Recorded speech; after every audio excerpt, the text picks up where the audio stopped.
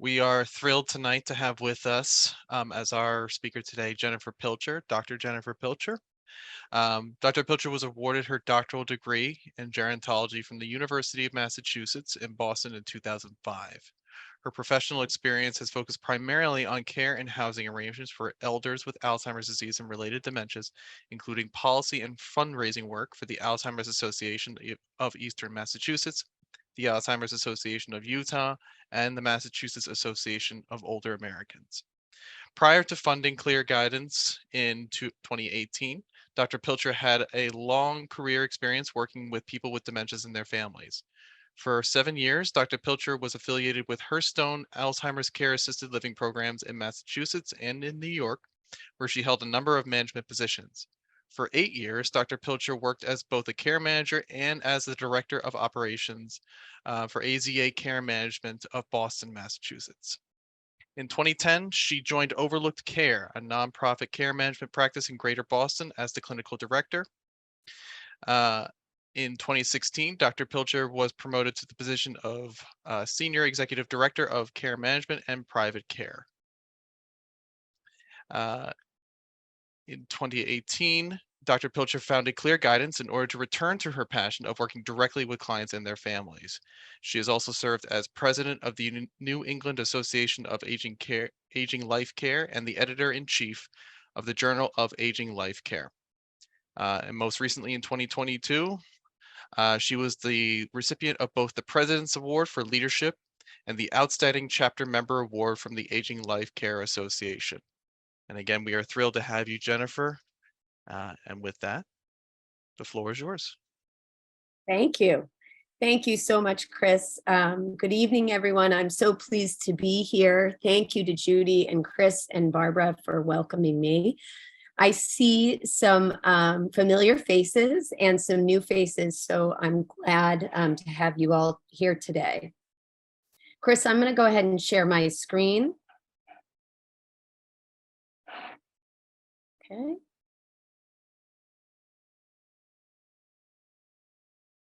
All right, here we go. All right. So a lot of people ask me, how did I get into this line of work? And I think it's important for me to do that introduction of myself for you. This woman right here on this picture has been my inspiration. This is my grandmother, Caroline, who was diagnosed with young onset Alzheimer's disease in her late 50s. This is a picture of us together when I was about 2 before she was diagnosed. This is a picture taken shortly before she was diagnosed with her caregiver, my grandfather, David. This, unfortunately, is not a story of thoughtful and proactive care planning. This being the 1980s, the resources and supports were scarce. They fell victim to all the common pitfalls. They became isolated as family and friends did not know how to address her symptoms. They hired the housekeeper to become a caregiver, who eventually stole some of the family belongings. David refused to place Caroline in a nursing home, so he carried her from room to room as their house could not accommodate a wheelchair. Unfortunately, he predeceased her in large part due to the stress of caregiving. Although this story is more than 30 years old, and there are much better resources and supports now, the themes and challenges remain the same. Unfortunately, many years later, my Aunt Joni was also diagnosed in her 50s. This is a picture of the two of us shortly after her diagnosis, and she passed away earlier this year. I tell you these stories so that you know this is not just a profession for me. I also join you as caregivers on this personal journey. I think Rosalind Carter said it first and said it best. There are only 4 kinds of people in the world: those who have been caregivers, those who are currently caregivers, those who will be caregivers, and those who will need caregivers. So we're all in this together, folks. I am hoping that what we discuss will be helpful for you going forward. I'm going to present a lot of information to you today, and I'm going to go through it relatively quickly because there are so many good nuggets I want to share with you. But please don't feel that you need to furiously write down the resources I present or the web links that I suggest. Judy assures me you're going to get a copy of my slides with all that information. So please just sit back and relax, and hopefully I can give you a few things to think about. A lot of people ask me in my profession, if there's little we can do to change the trajectory of the illness, why do we need to plan ahead? Why not just wait and see what happens? So these are some of the reasons that we want to be thinking ahead about what's coming and how we can possibly address all of these issues. And probably the most important of these is choice, right? We have more choice when we think ahead. We have more choice when we are proactive. But also having a plan, even if it's not specific to exactly what's going to happen, having information and having a plan helps you to feel more in control and that you have more choice as you go through this journey. Another important point is often the care partner, the way forward looks a lot like this picture, a vast landscape with a lot of different paths to choose, but being unclear which path to choose or why. Many people expect their neurologist to provide this pathway. The truth is, the role of the neurologist is to help diagnose, to identify possible drug trials, to decide on helpful medications, and to help track your progress over time. They're less equipped to help you plan ahead for care. Now, if you're on this call, I know you've already been connected to the Dementia Collaborative, which is a wonderful resource of people who can help you with some of these ideas. Tonight, I'm going to try and make this landscape a little bit less confusing by offering you some keys to success in care planning for people living with dementia. Perhaps the most important key to success is to be thoughtful about how the person living with dementia is going to spend their time. Many of the care partners I work with tell me that because the person with dementia has had to stop working or volunteering or engaging in other activities that they love, they spend most of their time watching television or in isolation. There is an abundance of data that points to isolation leading to depression, anxiety, and worsening of dementia symptoms. So avoiding this is crucial. It's important to point out that in order to avoid some of these negative outcomes, it is important for the activities a person engages in to be meaningful, and purposeful. It's not enough just to be busy. Many partners do not know how to create engagement that is meaningful. Here are some resources on this slide that I've offered here that might be helpful to you in getting started. This is a book, Creative Engagement, that I have read and shared with my staff that I like, that gives a lot of good ideas about how to do that.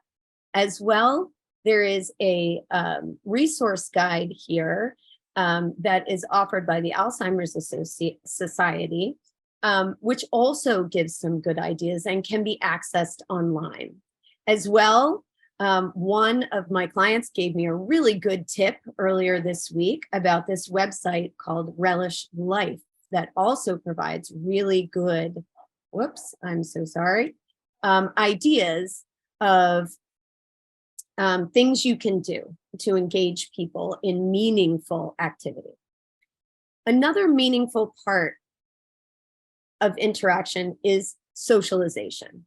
This can sometimes be difficult to create in the home environment if you don't have a big social network or if that network has shrunk, which it has for some folks with this diagnosis. In this case, a day program might be appropriate and helpful. We're going to discuss later more about day programs in a few minutes and how you can find one in your local area.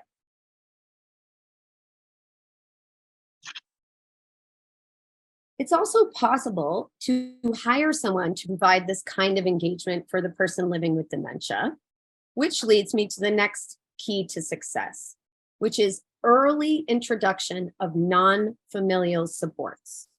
In my practice, I am constantly hearing from care partners that the person with dementia is stuck to their side like glue. I also hear that the person with dementia has a hard time accepting help from anyone outside of their spouse or adult children. And this is often uncharacteristic of who this person might have been earlier in life.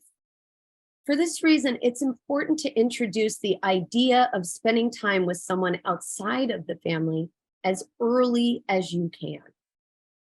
It is important for this engagement to be enjoyable, to be based on the interests of the person with dementia, and to be something they can agree to being part of. This will allow for the person who is living with dementia to develop a relationship with the person that is providing companionship. It is especially important to do this before personal care like bathing or dressing is needed, is that is an incredible intimate and personal way of helping that can be really intimidating to address with a stranger. The earlier you can introduce someone from outside the family, even if it is only for a few hours a week, the better success you will have later on in the process when more support is needed.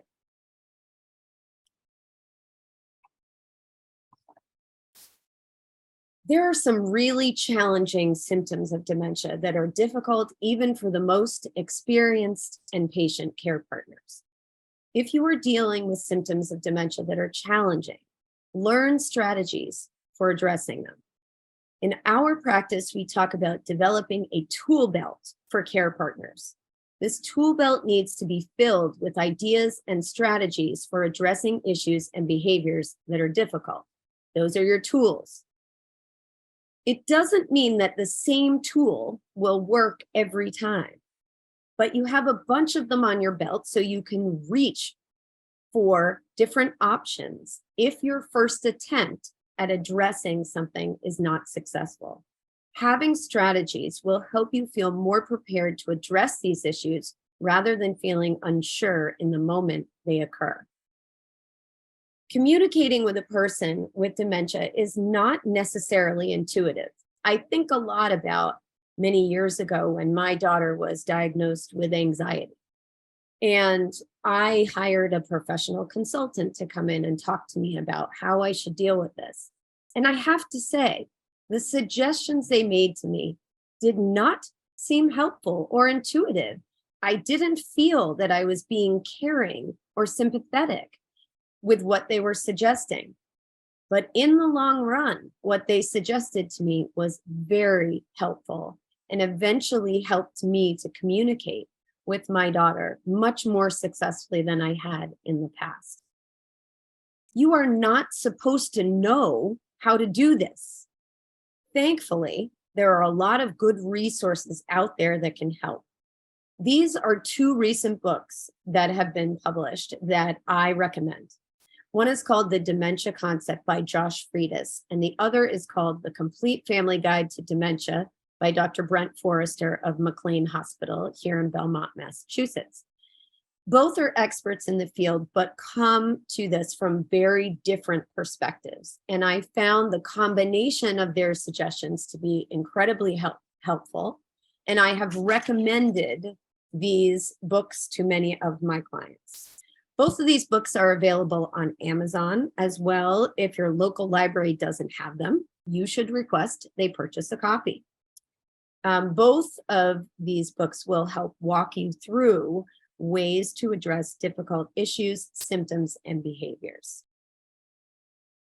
In addition to those two books, I also have listed here for you some YouTube videos that I have found particularly helpful. Disclaimer, one of them is me talking. So that's maybe why I find it so helpful, but it is me. And then I also have listed some education programs that are outside of what they offer at the Dementia Collaborative that you might look into that can help with learning about symptoms as well. As I said, it's a good sign you're here, you're already connected to a very good resource for education, but there's a lot out there you can take advantage of.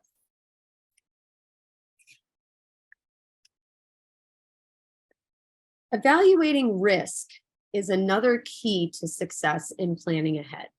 As a care partner, it is important that you are constantly doing risk assessment. What do I mean by risk assessment? It means assessing any behavior or change that could potentially put the person with dementia's safety at risk. In being a partner to someone with dementia, we know that it is impossible to eliminate all risk, nor would we want to, because that would eliminate a lot of the enjoyment that comes out of living your life. There is a certain amount of risk that is acceptable, and it is up to you how much risk you are willing to assume, to a point. At Clear Guidance, we talk about the line between risky behavior and dangerous behavior. The key is to identify something, an activity or a behavior, when it is risky, so you can address it before it becomes something that is truly dangerous. This can be very difficult to do as a care partner because you are so close to the situation. I like to talk about trying to get in the balcony so that you have a balcony view of looking at the situation that you're in. So this means rising above the situation and looking down on it objectively in order to evaluate what could be risky. If that's hard for you, and it's hard for most care partners, I encourage you to find someone at the Dementia Collaborative or at the Alzheimer's Association that can help you to take that balcony view and to look from that perspective so that you can get a true picture of the risk that you're taking and what you might do to minimize those risks. So what can we do to proactively think about risk and address risk? In order to be proactive, rather than simply reacting to these issues, we need to be on the lookout for what I call red flags. And at Clear Guidance, we do a lot of helping our clients identify what are the red flags that are specific to your situation. But I thought I might give you a list here of some of the things, the more typical red flags that we see caregivers running into that are warning signs that something else may be happening. And so here's a list of them. I'm going to read them and I'm going to talk with you about why this is important. So any change. Now, I realize we're talking about a disease that has change as an inherent part of the disease. So I'm talking about sort of a more acute change or something that's really noticeable within a short period of time rather than something that develops over a long period of time. But you also want to look at the things that are occurring over a long period of time and how that may be more consistently raising the idea of risk for you. So we're looking for any change in safety awareness, right? What is safe, what isn't safe, and what's the understanding of what's safe in that moment. Any change in mood, sleeping pattern, behavior, ability to engage or relate to other people, those kinds of changes are really important to identify and look at. What could be causing this? And that's a good time to reach out to other people at the Dementia Collaborative or beyond to ask for help in how you might address that. Those books I mentioned to you will also be helpful in this regard. Any increase in agitation, irritation, anxiety, stress, resistance. These are important issues as well. That may be a sign that something is changing. It may be a sign that you need more support. It may be a sign that we need to do more to address anxiety and depression as side effects of these illnesses. We also really want to be on the lookout for any changes in vision or depth perception or other visuospatial issues. So often I will see when someone is struggling with something visual, they're having trouble telling the difference between, for example, a placemat and a fork that was placed on top of the placemat. And they're having trouble identifying where the fork is, or they're having trouble identifying how pieces of visual information go together, right? Depth perception is a big one. Are they having difficulty negotiating stairs or curbs or changes in flooring? These are all warning signs for you that your risk of falling and injury are going up. And so these are good places for you to be identifying and thinking about what's the intervention here that I can do to mitigate these risks. I could do a whole presentation just on this. So, maybe that'll be a sequel in the future where we'll talk about how do you go about addressing these things, but getting ahead of it is the really important thing, and knowing what you're looking for. What are those red flags that you're looking for? Oh, insurance, the most boring topic on the planet, but a critically important one for us to think about proactively. This is a key to success that most care partners often don't know to address. It's likely that at some point along the journey, you or the person living with dementia will need care in a rehabilitation facility. It's a fact of aging.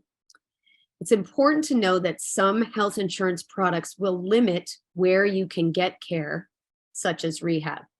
Most people aren't aware that having a Medicare Advantage plan or having a supplemental plan, such as Tufts, can limit where you can receive care.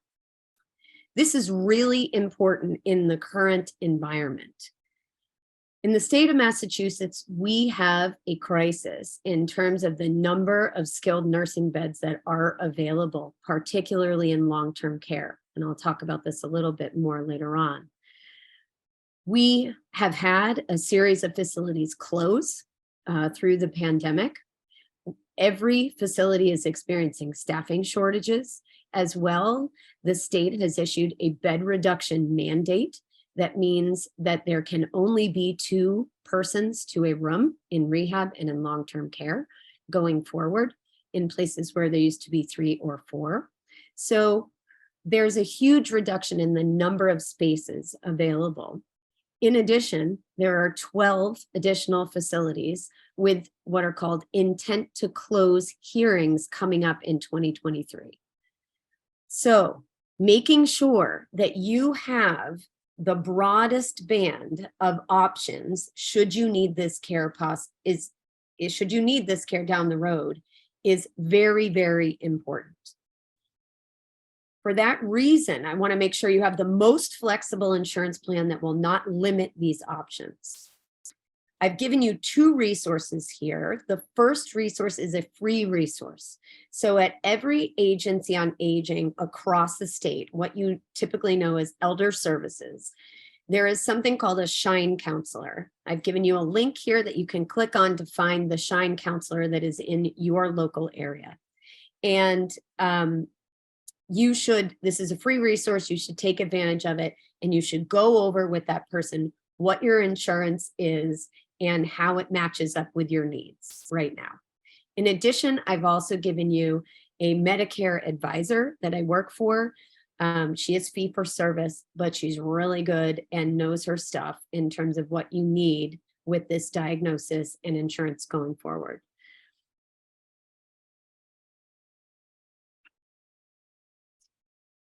A key to success you have probably already had some advice about is legal and financial planning.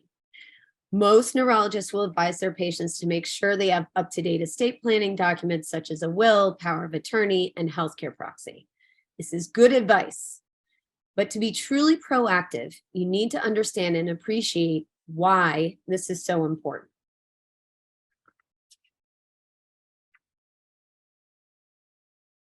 The first reason it is so important is because at some point, you as the care partner will probably be in a position where you need to make decisions for your partner living with dementia. When this will happen for you is impossible to predict, but I want to talk about how and when this can happen. A person who is able to make their own decisions about their health knows the questions to ask of their healthcare provider, understands and accepts the possible consequences of that diagnosis, and can incorporate new information into a decision about treatment. Some people with dementia can maintain the ability to make decisions like this very late into the disease. For others, this will be something that is more difficult within a short period of time. Many people ask me, why is it so important to have these documents in place early on? There are a couple of reasons. After a certain amount of time has passed, a person with dementia may no longer be competent enough to sign these documents. So it's important to do it as early as you can. If you don't sign these documents and you have not identified ahead of time who your decision maker will be, and you lose the ability to make those decisions yourself, your family or other parties will have to file for guardianship for health decisions or conservatorship to manage finances. The person to serve as guardian or conservator will be assigned by the court and may or may not be the person living with dementia would have chosen. So, in order to maintain the most choice and control over who makes your decisions, it is vitally important to have these documents in place.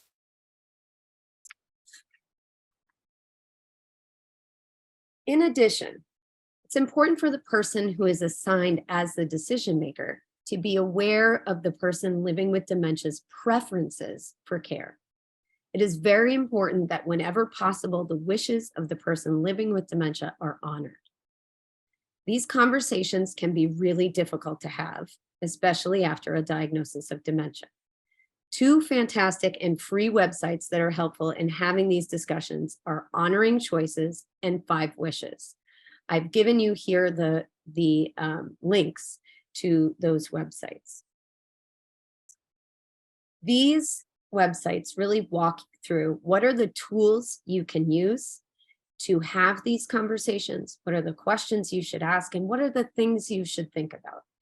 And I find them to be a very helpful resource when addressing these very difficult issues. Along with legal documents, it's important for you to plan ahead about the cost of care in the future. Most people are surprised to find out that typical health insurance does not cover care. If you are over 60, you may be eligible for programs that can offer assistance with paying for home care and/or assisted living. If you are younger than 60, you may be able to apply for disability through Medicare, which can help with the cost of care as well. If you are not eligible for programs that are offered by the state right now, is there a way for you to qualify in the future? If you are going to pay privately, how long will that money last? And will you need to apply for Mass Health long-term care benefits in the future? I've included here a series of links to some of the programs. So the top 2 links are PACE and the Frail Elder program, which are 2 programs that are available to those who qualify by the state for help with the cost of care. As well, I have put the link for applying for Social Security disability. If you have not met with an elder law attorney or an estate planner, I have put the link here for the Massachusetts NALA, it's the Association of Elder Law Attorneys, on the bottom. And that's for Massachusetts. If you're outside Massachusetts, you can just go to NALA.com, not massnala.com, and you can find people that specialize in this area that can help talk you through what you might be eligible for, what you're not eligible for, and what you need to do to become eligible in the future if that's possible for you. And if not, what do you need to do to project forward about the cost of care? So I'm going to walk you through what is available out there for resources for care and what is the average cost. Just checking my time here. There's a lot to know and it's very confusing. Regardless of how you will fund care, it's important to learn ahead of time what the options are, when they are appropriate, and the potential cost. And again, all this information will be given to you after the presentation. This is just to give you a basic idea. I have laid it out for you here, the different kinds of assistance you can have at home, what that looks like, when it's appropriate, and what the approximate cost is. It's important to know that if you are paying for home care, if you're privately paying for home care, many of those resources require a 3 to 4 hour minimum at this point. So if that's what you're looking at introducing, knowing that that is an expectation is really important. There are a couple of places in the state of Massachusetts that will offer 1 to 2 hour minimums, but there aren't very many. This is hard because, as we've talked about before, introducing care early, introducing that relationship early is so important. How do you come up with something for them to do for 3 or 4 hours can be a real challenge. And so I would encourage you to look around and see if you can find an agency that is willing to do a 2 hour minimum. If not, it's time to get creative about what outings and what activities can take a little bit more time. Generally, we're talking about in the range of $30 to $35 an hour at this point for private pay home care. That's generally what the going rate is now. Some are a little higher, some are a little lower. If you choose to hire someone privately, please make sure you look into the rules about doing that, because if you are using somebody up to a certain amount of time per week, you need to look at how you deal with your taxes and how they get paid. Okay, so then there's also, if the person you're living with needs round-the-clock supervision, then you're sometimes in a situation where you need to pay hourly for 24 hours. In other situations, particularly if that person sleeps through the night or wakes up infrequently, you can have someone who would live with you as long as they were able to sleep at night, and that's less expensive than having someone there 24 hours a day.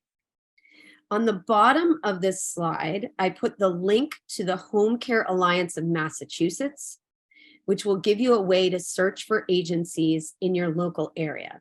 If you're outside of Massachusetts, you can also use a resource I'm going to give you in a minute called the Community Resource Finder that can help you look in any state, but Home Care Alliance is specific to Massachusetts. There also are home care alliances in other states, so you can also find those. It's also possible for you to speak to a person like me or someone at the Dementia Collaborative or someone at the Alzheimer's Association to get a list of the people in your area that do this kind of work. So earlier we referenced day programs, and this is another way of having supervision, having socialization, and meaningful engagement. And I'm pleased to say that when I was giving talks a couple of years ago, I was talking about how all these places were closed because of the pandemic, but they're open. Many of them have opened back up. There have been some new ones that have opened, and it is really can be a fantastic way to spend your time. And I know a lot of my clients have had really good success with introducing this kind of support. On the bottom of the, so I've given you here an idea of what that costs and what it looks like. There is transportation for some of these programs. For others, there's an additional cost for transportation. Sometimes the VA will cover the cost of this if you or the person you're living with is a veteran. And often the hours are 9 to 3, but some have some extended hours later in the day if needed.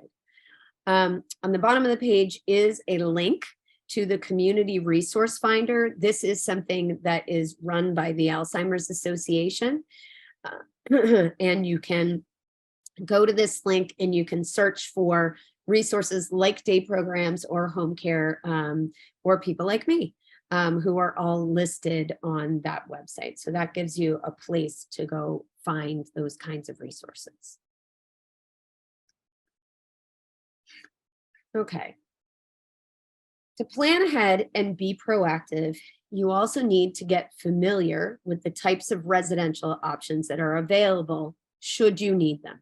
For some people, you will never need them. For other people, you will. It's important to know what's out there and what it looks like so you can be prepared. This slide sort of outlines for you what are the different levels of care that are available in the community and how do you know, and I'm going to talk about that next, when each is appropriate. So as you can see, I've sort of built a staircase here for you, which is trying to illustrate the point that as you need more help, you go further up the stairs with the highest level of assistance being provided in a skilled nursing environment. Now, I know some of you have probably heard the term CCRC or Continuing Care Retirement Community. This is a campus that has more than one, often 3 or 4 different levels of care in one place. That's what a continuing care retirement community is. Some of them require you, many of them require you to enter when you're independent, and then you can progress through the levels of care if and when you need them. Others will allow you to enter at different levels. So that's, I'm just going to mention that here. And the rest of the time, I'm going to talk about these different levels of care, but know that a CCRC or continuing care retirement community is one that includes many, if not all of these levels. So how do you know what level of care you might need? You know, you might know now, but even in the future, how will I know what's appropriate? And so I've given you some ideas of resources of people that might be able to help you. So if you end up in the hospital and or a rehab facility and you're trying to decide on where do we go from here, often the discharge planner, or sometimes they call them case managers, will be able to help you identify what's the level of care that is appropriate here. A facility as well, if you are in a rehab facility, often part of their discharge instructions or their discharge recommendations are around what the level of care is that you need. If that's not available, you can go to your aging access point, which is what ASAP stands for. So that's elder services that is in your local area. And you can Google what's the aging service access point in my town, and they will tell you who it is. There are people there that can help you evaluate this. If you're working and you have an employee assistance program as part of your benefits package, and if you're still working and you don't know if you have this, ask your employer, because they often can be a good resource, as well as sometimes they will pay for people like me to give you advice. So that's something to really look into. And then, of course, there are people like me, life care managers, who are out there that can help you determine this. Also, if you are looking at a particular place to live, if you're looking at a residential option and you're wondering, what level of care do I need to be at? When you choose a facility, they also are going to come and meet you and learn about you and give you their opinion as to what level of care is most appropriate. So there are lots of different places for you to seek out this information if you're unsure. Come on, slides. Here we go. All right, so I'm going to talk to you a little bit about what's available in residential housing and what's available in nursing care so that you can get a sense of what the difference is. So there's two parts of assisted living. There's traditional assisted living, which is really for persons who need help with personal care or need reminders or cues or safety checks. This works well for people with early memory loss or cognitive impairment, and can be very successful. They also will do medication reminders or management if that is appropriate. In addition to that, many assisted living facilities have something called a special care unit or a memory care unit as part of their continuum that is a secured place and is a place that provides 24-hour supervision and a lot more support, supervision, engagement, all of that. Whether one or the other is appropriate, again, is something you would need to talk through with that particular residents to find out what their expectations are, and also your thoughts about what's appropriate here. Obviously, the cost goes up the more assistance you need. As I was preparing for this presentation, I also realized I had to update my rates because things have gone up in the last couple of years. So this just gives you a general idea of cost. It's not, these facilities put together their packages very differently. Some are, there's one fee, it doesn't matter how much care you need, that's what you pay. Others have sort of what I like to call an a la carte menu you can add on to. So it can be very difficult to compare apples to apples. And again, this is a place where you might want to get some help or advice about how to compare the different options that you're looking at. The highest level of care, so if you're remembering those stairs I outlined for you, the highest level of care is care that takes place in a skilled nursing facility. There's two types of care that take place in a nursing facility. One is what we call skilled nursing or rehabilitation. This is short term, usually follows a hospitalization or an injury or an extended illness, and it's covered by Medicare most of the time. They will tell you, I know everybody knows this number, you have 100 days of rehab. Here's what I want you to hear. You have up to 100 days of rehab, but the determination of how many days you have is made by your insurance company and the rehab facility. It's your job when you're in a level of care like this to advocate if you feel you've not reached your potential for recovery for a longer stay. If you don't do that, they will tell you when to leave. You do have the right to appeal. So if you find yourself in this situation where you're in rehab and you're being told your insurance is going to end and you believe more time is necessary, you need to ask for an appeal and then ask for help about how to apply for it. The other type of care that takes place in skilled nursing is long-term care. Sometimes it becomes necessary to be taken care of in a skilled facility, because this is the only place where Medicaid will cover the entire cost of care. So sometimes for financial reasons, we are going to this kind of care. Other times, either living at home or in assisted living becomes really challenging. If the person needs more than one person to help them get up or transfer from chair to bed, bed to chair, that kind of thing, it can be really challenging to do that in the home environment or the assisted living environment. And so that's when this level of care can be appropriate. On the bottom of this slide, I've given you a link to something called Nursing Home Compare, which is a federally managed website that allows you to see the ratings. So every skilled nursing facility is inspected and surveyed every year. And they look at things like health, hygiene, cleanliness. They look at staffing. They look at feedback from people that live there. They look at things like, have they been cited for things like too many falls or over medicating people or using different kinds of equipment they're not supposed to use.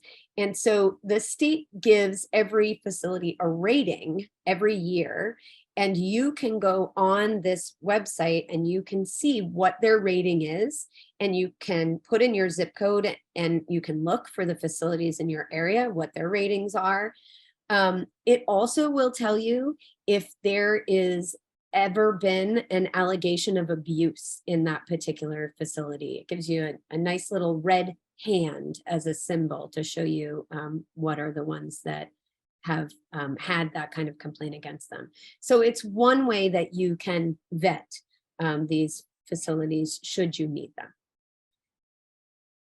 One thing that's really important to mention at this point is that as I explained about the lack of spaces available, what was interesting in the pandemic is many people decided to leave facilities or decided not to take a residential or a nursing option at that point. Since the pandemic is not over, no matter who says that, but since we're in the recovery phase of the pandemic now, there's been a real boomerang. There's been a real shift back to real high demand for a lot of people for this kind of care. And so the wait lists are long. And so it's important that you look into these options, that you get yourself on a wait list, even if you're never going to use it or you hope you're never going to use it. When your name comes up on that wait list, they can give you a pass and circulate you back into the wait list. And you can just say, I'm not ready now, but you can stay on the wait list. Very, very important in this environment right now of scarcity of these good quality placements. So how do you find a facility? Well, things like Encyclopedia Britannica don't exist for this, unfortunately. And I'm encouraging you not to Google. Please remember that people who leave Google reviews are either really happy or really unhappy. The average person does not usually send a Google review, and they can be really misleading. They also can lead you to places that don't have memory care. And so you can go on a real, down a real hill of exploring things that aren't even options and wasting a lot of your time. I have given you 2 links here that I think are good places to start looking for assisted living, if that's something that you are interested in looking at. One is the Massachusetts Assisted Living Association, and the other is a website called New Lifestyles. Both have the ability to put in your zip code and to ask for certain features that you're looking for, and we'll give you a good search. I want to caution you about using places like A Place for Mom or Two Sisters or any of those kinds of placement agencies. If you have a very uncomplicated and streamlined situation, they can help to identify what's out there. But you need to do your homework on quality. You need to ask the facility to provide you with the names and contact information of people who are living there right now in that facility, of their care partners. So you can call and ask what their experience has been like. The problem with a lot of these search engines is that these placement folks is that they're getting fees, they're getting paid by the facilities that they refer to. So there has to be some inherent bias there that we have to be careful about. So yes, utilize them to help you figure out what's in your area and how, what places have memory care and all of that, but also take that additional step to make sure that you've identified this is a place that has worked for other people, and that you feel has good quality. Many people ask us at Clear Guidance, how do I decide between staying at home with care or going into a residential placement? How do I do this? And there really is no wrong answer. Sometimes there are situations because of symptoms that push you in one direction or the other, and you don't have as much choice as you'd like to have. But there is no judgment here. Sometimes it can be based on timing. Sometimes it can be based on social opportunities. There are many more social opportunities in a residential placement than there typically are at home. That could be really important for you. That could be less important for you. That could influence this decision. Finances might influence this decision. If you get to the point where you need 24-hour coverage at home, that can become really expensive. So it may be that looking at residential placement is a way to reduce some of that financial burden. So this is a very important question. It's an important question to reach out to those of us in the field to ask questions about, and to really think about not just what are the preferences that you're trying to live up to, but also what are you really able to do as a care partner? And that is not a judgment call on whether you're good at it or you're not good at it. It's important that you're mindful of your own stress, which is something we will go on to talk about a little bit. The most important thing is that you don't go it alone, and your organizational chart for your home does not look like this. This is not a good example of how to divide and conquer the work here. So, it's really important. I know Katie Brandt from the FTD unit at MGH, she likes to say, build your village. And I think this is a very good example of that. Find the resources in the community. I've given you a lot of ideas. Rely on the recommendations that your neurologist or your other provider might make of resources you can reach out to. Reach out to someone like me. Reach out to people at Elder Services to help you think this through, so that you really have a team of people that are advising you and guiding you through this process. The fact is, one of the keys to success is managing stress. Having a team of people who can advise you is really important, because the data on care partner health and stress is not good. This is one of the studies that was done recently And in this example, 17% of caregivers reported their health was either fair or poor. This is 7 percentage points higher than the general population average. More importantly, 38% of caregivers reported feeling highly stressed due to caregiving responsibilities. This is a problem, right? And if you don't want to just rely on that study, here's some other information from the Alzheimer's Association. 59% of caregivers rate emotional stress as high or very high. Most caregivers for people with dementia suffer from depression. 74% of caregivers report being somewhat concerned or very concerned about their own health. So there are real reasons and impacts on your health that make it important for you to learn these resources early, learn as much as you can, and have a plan going forward so that you can feel more in control of this situation as you go forward.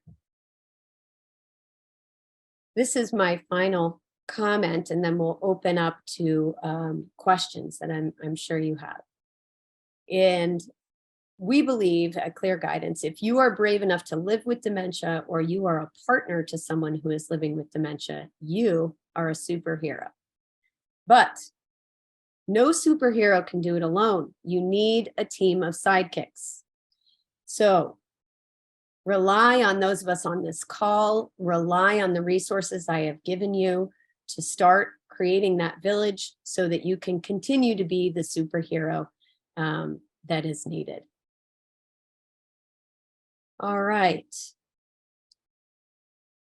All right, Jennifer, thank you so much. Yeah. Should I stop sharing my screen, Chris? Would that be good at this? Yeah, I think so I guess for the Q&A, it would just be good if it was just us two. So we do have some questions down in the chat. We do have a little bit of time, so I'm going to try and see if we can get through all of them. Again, Jennifer, thank you so much. That was very informative, and it was wonderful as always to have you. So one of the first questions that I have here that I'm reading, Julie asked, do you have any tips or resources that might be helpful for the spouse of a patient or person with dementia who does not want to engage regarding the discussion about getting help? How can friends and family help them be more receptive? Yes. This is always a big challenge, and something that we work on a lot at Clear Guidance. It's important to remember that one of the side effects, or one of the symptoms of dementia, can be apathy, right? So not being motivated to change anything, not wanting to really engage in anything.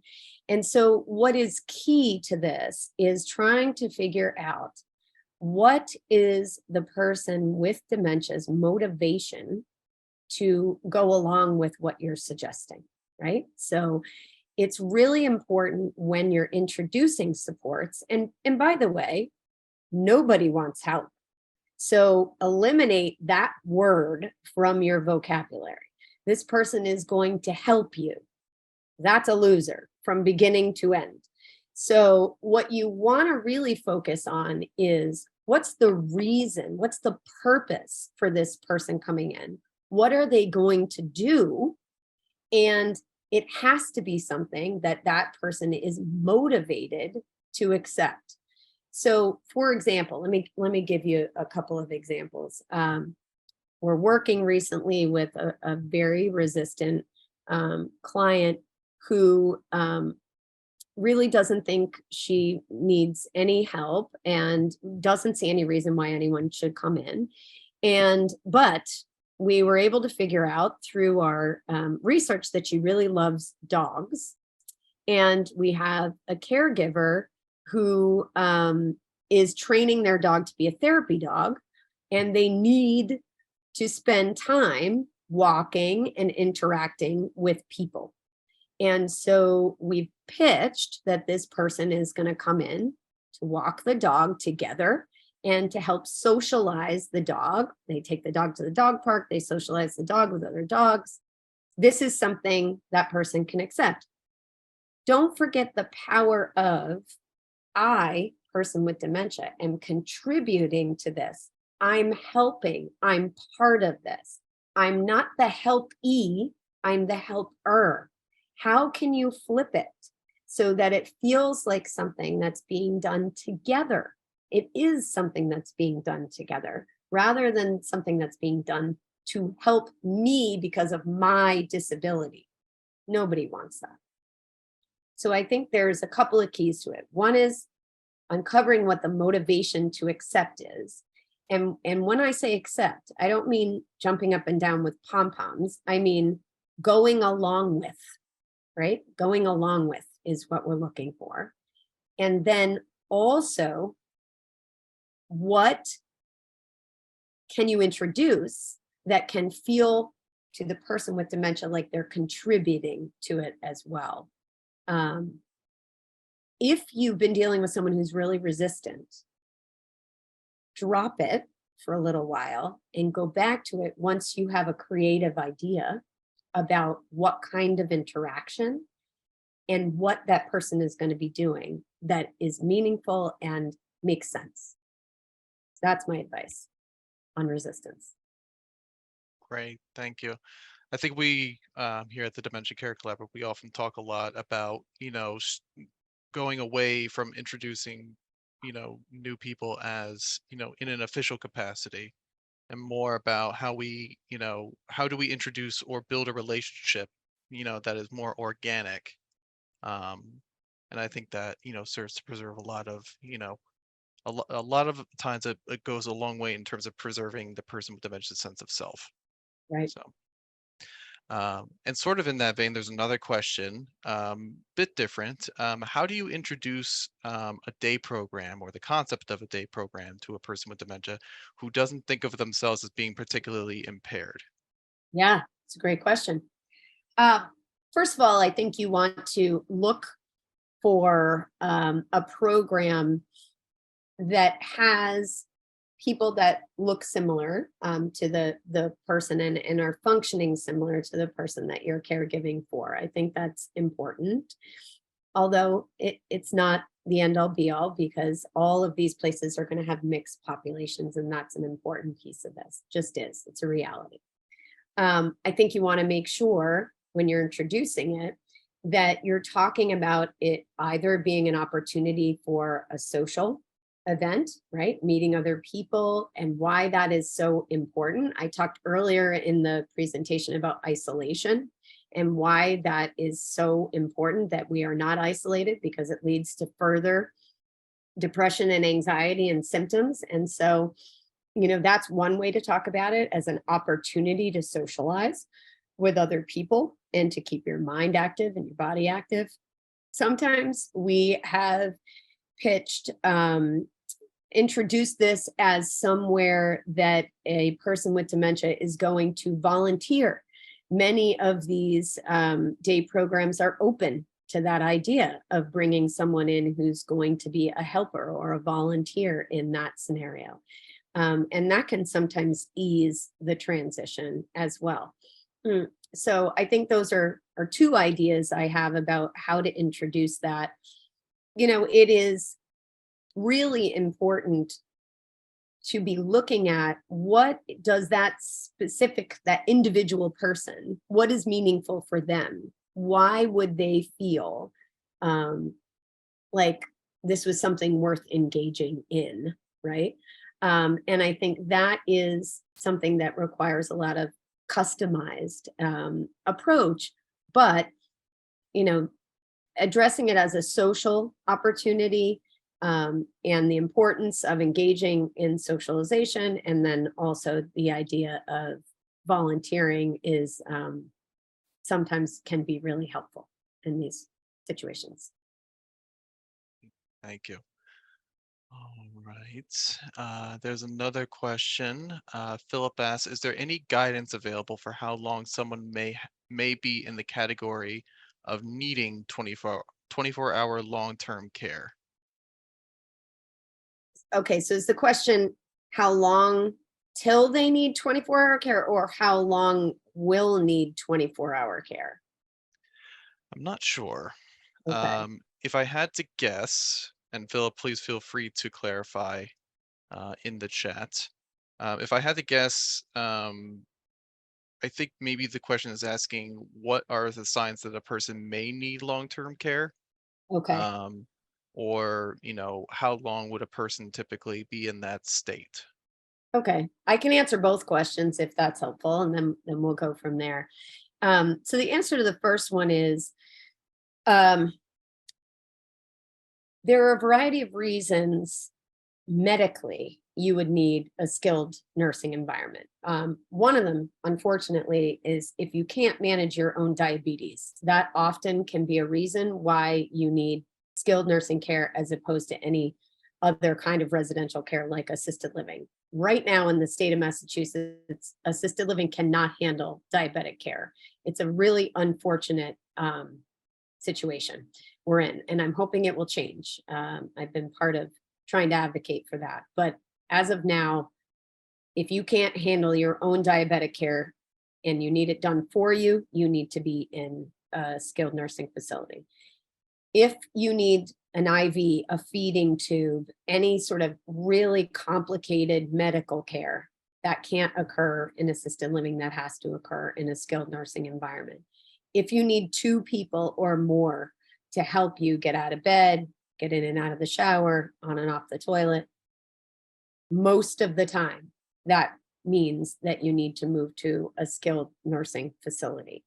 Um, and then sometimes, as I mentioned before, it is the only place that is covered 100% by Medicaid. And so sometimes people move to those environments for financial reasons, because they need to use Mass Health or Medicaid to cover um, the care. So the second question about how long will someone be in 24-hour care is a really hard question to answer. And I know so many caregivers that come to me saying, why can't someone just tell me what the trajectory is here? And I can appreciate how hard that is not to have a solid answer to that question. I think um, what I've been told is most people have an average disease process of 9 to 10 years. Okay. Some people are longer, some people are shorter. Sometimes younger people, their process tends to be faster. Older people tend to be longer, but it depends. It depends what else is going on for you. What other medical complications do you have that might feed into this? What's your mobility like? All these different things factor into this decision. But if we're doing care well, right, if we're engaging people, if we are keeping people active in the early stages of this disease, what we really hope is that the amount of time they need to be in a skilled nursing facility or the amount of time they need around the clock care is the shorter end part of the illness, as opposed to the extent of the illness. I know lots of clients that go for years, being able to have intermittent supervision and not necessarily need 24-hour formal supervision. So it's a really hard question to answer, and I hope I've done some justice to it, knowing that it's a frustrating thing not to have a definitive answer to. Yeah, I would say, us here when we, work with folks in one-on-one consults, I think that's probably the most common question we get asked is, essentially, what can I expect and when? And believe me when I say that it's equally as frustrating as providers not to be able to kind of give that clear answer into that and that clear roadmap, so to speak, Yeah, for exactly the reasons that you mentioned. Every disease is variable, person to person. There are so many different factors and things that can happen that can affect, the course of the disease process. So, as you said, it's very difficult, for us to be able to predict that. right. There was one clarification. Somebody mentioned that one of the questions earlier about, resistant to bringing care into the home, brought up that the person may have been asking more that the spouse of the person with dementia was resistant to in-home care rather Mm, than the patient themselves. mhm. Um, I Yeah. think this is particularly apt, particularly with, when I'm working with adult children of patients with dementia, where they're struggling because, not only may the patient be resistant, but the spouse may be as well. Mhm, Um, mhm. any recommendations or guidance? Yep, and this is hard. I mean, when I said nobody likes to be helped, I meant that. No, nobody, and even the folks that are well can see this as a burden of having someone come into their home, and a lot of people don't feel particularly comfortable with that or don't feel it's necessary. So I think this is a tricky issue and something we deal with a lot at Clear Guidance, as I'm sure you guys do at the Dementia Collaborative as well. And I think the key to this is really to talk about caregiver wellness, and that this is a marathon, not a sprint. This is a long process. And in order for, the spouse to feel able to go the distance with all of this, it really is important to have supports, to have breaks from the role of care partner.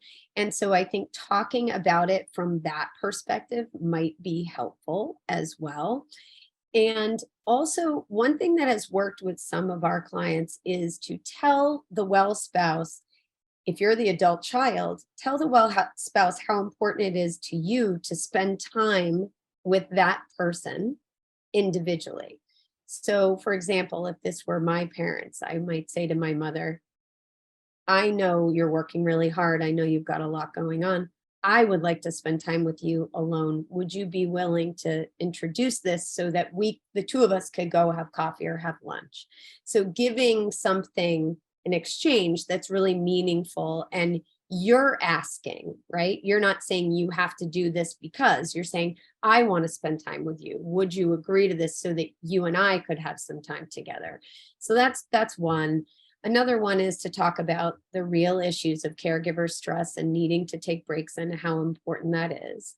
I think also, just echoing what I said earlier in the presentation, if you can introduce someone as someone who's coming in to develop a relationship or do something that that person is interested in, and it can be in brief intervals, 1 to 2 hours, that will allow there to be a relationship that's outside of the family that will be helpful as you go forward. A lot of people think, well, I don't need anybody in here until I need help with a shower, or I need help with taking my pills, or whatever it is.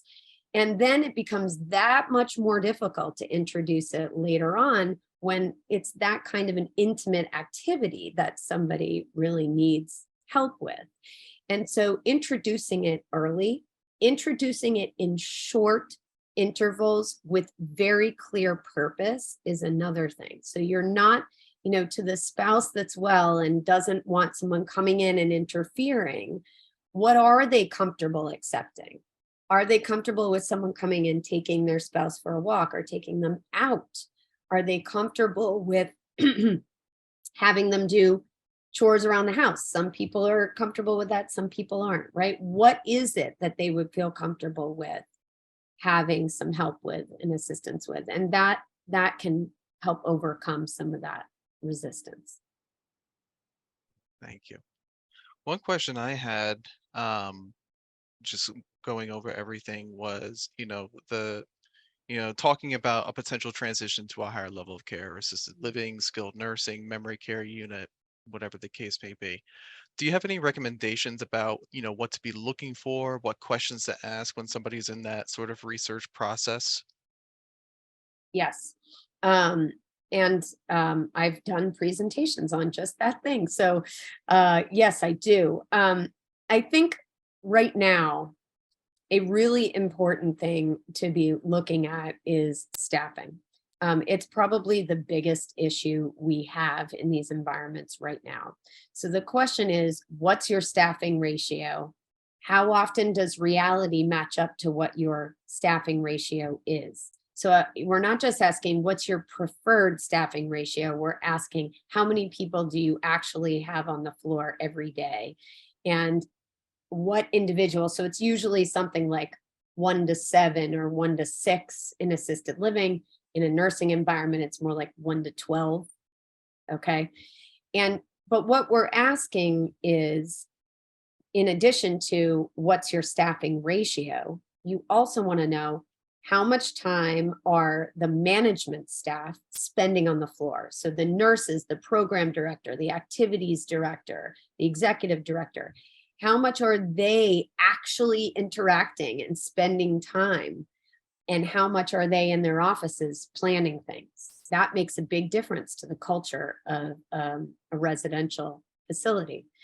The other thing you want to be asking about is how many of your staff are your employees and how many of them are brought in by agencies. So a lot of these facilities now, because of the shortages, are having to subcontract people from agencies to come in to fill the shifts. So that means these are not people that are under the direct supervision, training, and all of that of the actual facility. That's a sign that this is not a place you want to be. You want to be somewhere that has consistent staff over time. And I think knowing how long the management staff has been in place, you also want to be looking at, I'm giving you like the top three because there's a lot of things.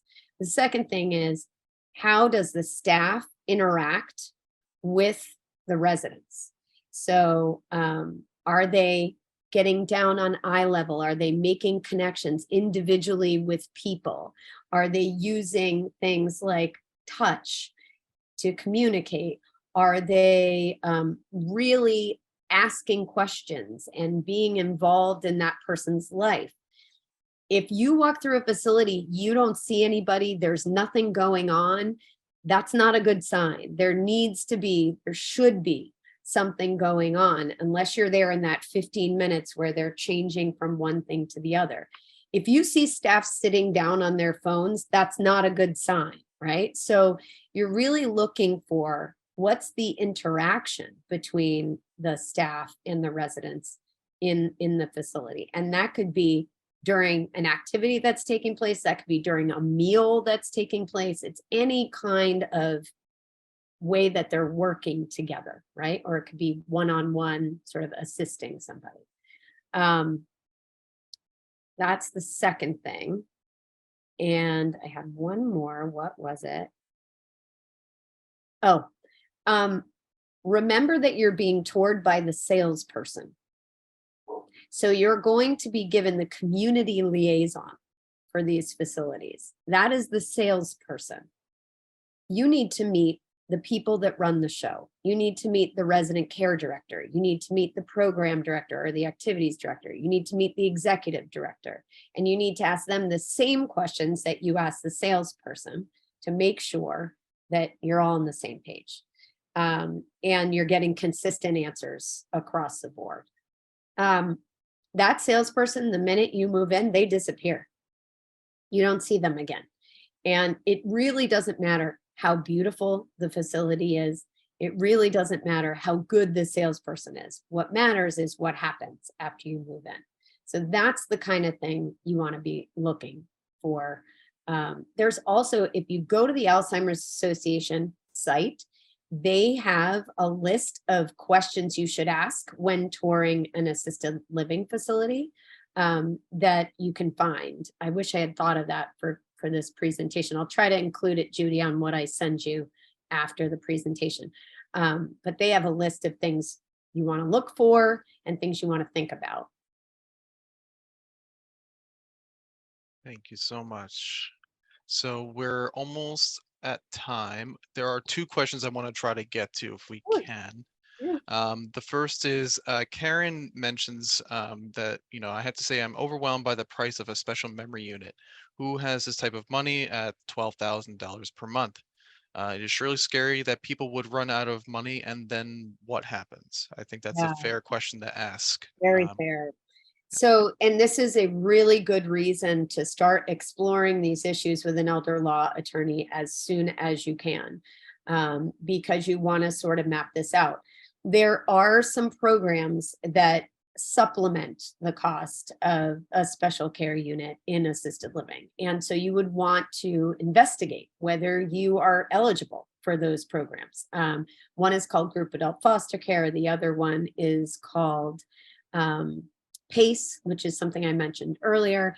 And these are, but they only exist in certain facilities. There are also other facilities that have more affordable models that you can look into. So, and there's another program called SCO, Senior Care Options. All of these are programs that can help supplement the cost. It doesn't pay for all of it, but it can pay for some of it. And so that's important, and you need to apply for those, and an elder law attorney can walk you through how to do that. So that's important to investigate. And it may be that you have to, like something like PACE, you have to pay privately for a year, and then you can apply for PACE. So you want to plan for that as well. So I think that the last piece of it is, what do you do when you run out of money? So often we're working with families who have a finite amount of money. Most people do. They don't just have endless amounts of money. And so you have to have a plan around that. And so, generally what we're doing is looking at how long can we live in assisted living, if that's your choice, or how long can we pay for home care? And then what do we do after that? And at what point do we need to apply for Mass Health and then find a nursing facility, which is where Mass Health can pay for you to live?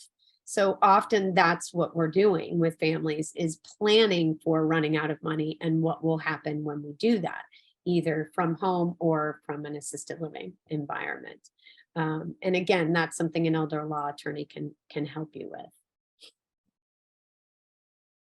Right. So I'm going to try. I think we have enough time for one last question. Ooh, This is a bit of a long one, so I'm going to try to condense this. okay. Um, if one begins with occasional hired caregiving, how hard is it to find a caregiver that you feel good about, that you trust to be alone with your loved one? I guess, what are some of the qualifications that you look for in a good caregiver? Mm, Um, and what would you say is, the bare minimum to look for? mm, Um, Great question. Yeah. Um, So I think there's a couple of things. Experience is important. Knowing that this person has had the training in dementia care is really essential. Not everyone has had training just because they are a home health aide, a certified home health aide, or a certified nurse's aide. There is a very good training, and now I'm going to forget what it's called. It's called CDP, Certified Dementia Practitioner.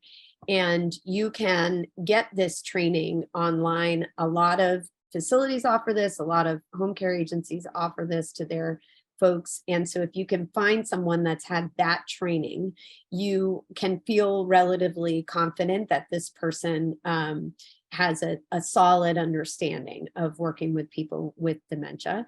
I would also want to know what, if they're working for an agency, what training has that agency provided them? Have they worked with other people with dementia, and what was that like? I think it's important to give caregivers a scenario. Here's something that I am experiencing. What would be your approach to this scenario? How would you handle this if this happened? And you're looking for those instincts, right? You're also looking for someone who's engaging. They're engaging in their conversation. If you, have somebody who has dementia that's really quiet and they like to sit quietly a lot of the time, making sure that you're not hiring a caregiver that's going to talk their ear off is really important. So it's personality and poise, right? If it's someone who has less experience, one of the things I always try to get to, and I do this in hiring too, is to ask that person to describe a really challenging situation where at first they failed and then they had to figure out how to succeed. And I find that that kind of a question can really tell you a lot about a person and their resourcefulness and their approach to solving problems. And really, there's a lot of dementia care that is about solving problems and reacting to things and figuring out what to do instinctually. So I think those are some ideas of what you're looking for, the kind of training you're looking for, the kind of person you're looking for, and then get references. Call people that have worked with that person before and ask what they're like and what it's like to work with them. Great advice. Thank you very much. We are just on time. Managed to squeak in that last one without going too far over, so that's fantastic. If anybody's interested in working with you and your team, how can they find you? Yes. You can find us at www.clearguidance.org. Great. You're Yeah, and we're welcome. happy to, share that information as well for anybody who's interested. Um, and with that, that is all that we have for tonight. So I would want to thank everybody for joining us today. I want to thank Jennifer. Thank you very much for the wonderful presentation and all the great information you've shared with us tonight. And on behalf of the Dementia Care Collaborative, I hope everybody has a wonderful rest of their evening and have a great night.